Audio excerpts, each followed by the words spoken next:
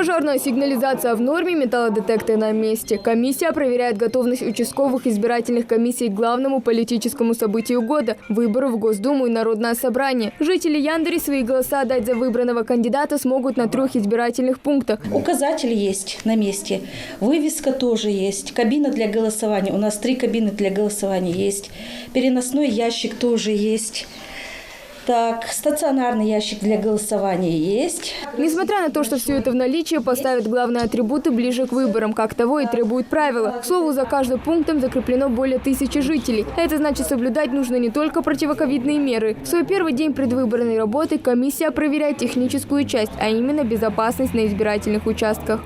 В основном все объекты оборудованы перечисленными системами пожарной безопасности и других систем пожарной безопасности. Особо проблем не вызывает. Так, имеющиеся нарушения мы доводим до руководителя объекта, они впоследствии, у них будет время на устранение указанного нарушения. В течение 2 недель они должны все исправить и подготовить избирательные участки к выборам. Не стоит забывать и про пандемию. За соблюдение антиковидных мер ответственны руководители участковых избирательных комиссий. В скором времени здесь уже запасутся всем необходимым. А это перчатки, маски, ручки и, конечно же, антисептики. При входе у каждого будут проверять температуру, а для тех, кто не сможет прийти, есть удобная альтернатива. У нас на участке инвалиды, люди с ограниченными возможностями здоровья, люди, которые по каким-либо объективным причинам не могут выйти из дома, для них будет организовано голосование на дому.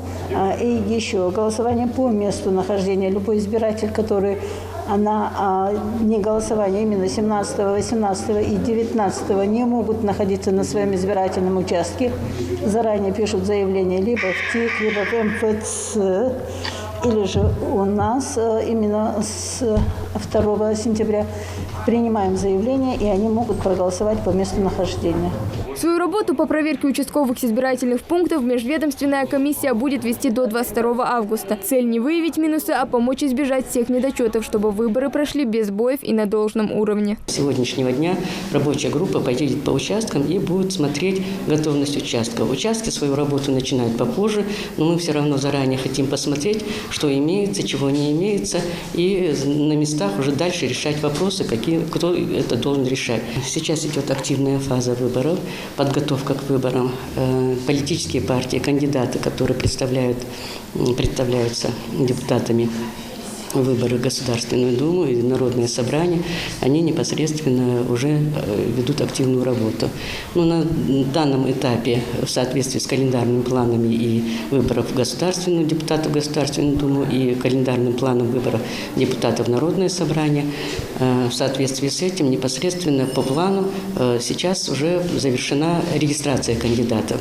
И идет агитационный период. Начнется политические партии, начинается агитационный период. Напомним, что выборы на этот раз будут проходить 3 дня вместо привычного 1. Жители определят состав законодательной власти на ближайшие 5 лет. Хава Гагиева, Магомед Белакиев. Новости 24.